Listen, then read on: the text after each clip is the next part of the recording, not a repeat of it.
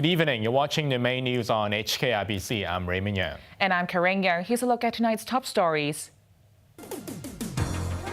Carain says anyone advocating Hong Kong independence or self-determination shouldn't expect to become a lawmaker. Lion Rock Park reopens nearly 2 months after it was closed due to dengue fever outbreak. And American pastor Andrew Brunson arrives in Germany after 2 years in detention for espionage in Turkey. Chief Executive Carrie Lam has said that disqualified electrical by-election candidate Lau Siu-lai may have changed her mind on Hong Kong independence, but whether the returning officer was convinced was key. Lam also said that anyone who advocates for independence or self-determination of the city should not expect to become a lawmaker. Yesterday, Lau Siu-lai found out that remarks she made in 2016 disqualified her from running in next month's Legislative Council by-election in Carain West. At that time, she said independence could be an option for Hong Kong. But before she applied to run in the by-election, Lau stated that she did not support independence. The decision by an Electoral Affairs Commission returning officer immediately brought a political storm. Lau's supporters accused the government of stripping Lau of her political rights for life. Chief Executive Carrie Lam made her first public remarks about Lau's disqualification on a radio program this morning. We can change our stance every day, but whether the returning officer was convinced was key, she said. She added that the Commission's returning officer made the decision based on the law and facts. Anyone who proposes independence or self-determination of Hong Kong should not expect a seat in the legislature, she said. On another radio program, the chief executive stressed that the one-country principle was a line that should not be crossed and that the city's leader was accountable to both Hong Kong and the central government. There was no room for reconciliation when it comes to independence and self-determination calls, or the problem would only intensify, she added. The Legco seat has been vacant since Lau was disqualified for improper oath-taking in 2016. Now that Lau has been barred from contesting the by-election, Labour Party chairman Lee Cheuk-yen will run in her place. He submitted his nomination papers yesterday as the Democratic camp's backup candidate. Former political assistant Chen Ho-yan and independent candidate Frederick Fung are also contesting the seat. Transport Chief Frank Chan reiterated that there was no room to amend the government's cross-harbour tunnels toll adjustment plan.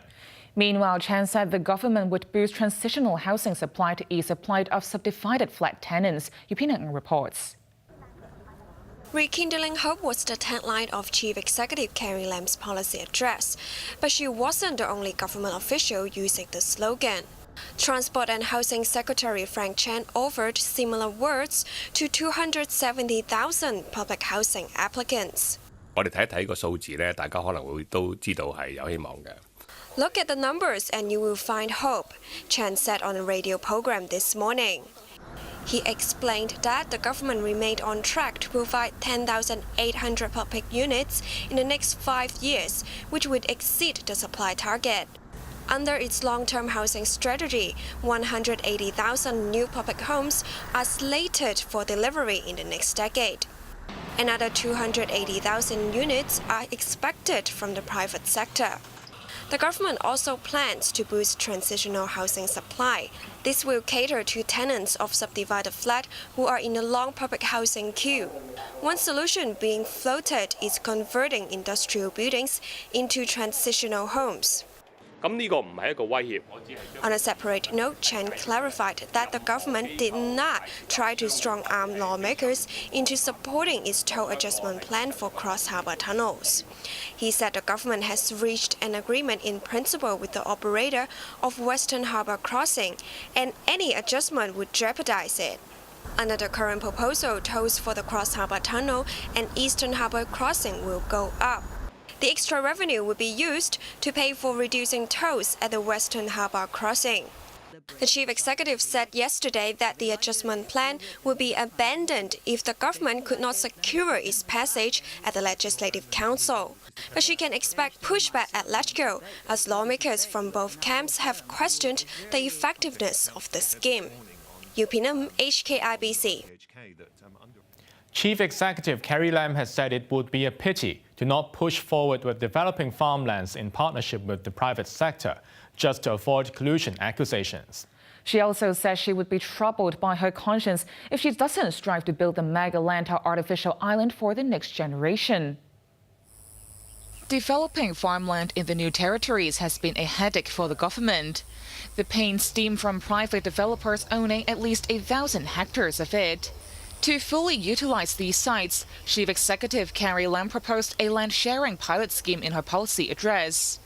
While such a plan could provide a big boost to housing supply, critics feared the plan could open the door to collusion between the government and developers. Speaking on a radio program this morning, Lam insisted the plan was for the good of the public. It would be a pity to call it off just because of collusion fears, she said, and dismissed them as pure speculation. She also explained why such a plan would appeal to developers instead of going it alone. While private rezoning applications were often vetoed by the Town Planning Board due to inadequate infrastructure support, Lam believed the government can iron out these obstacles. Better still, developers will be guaranteed a certain plot ratio when they develop sites in tandem with the government, Lam added. But there's a catch. At least 60 to 70% of the extra floor area will be reserved for public housing development.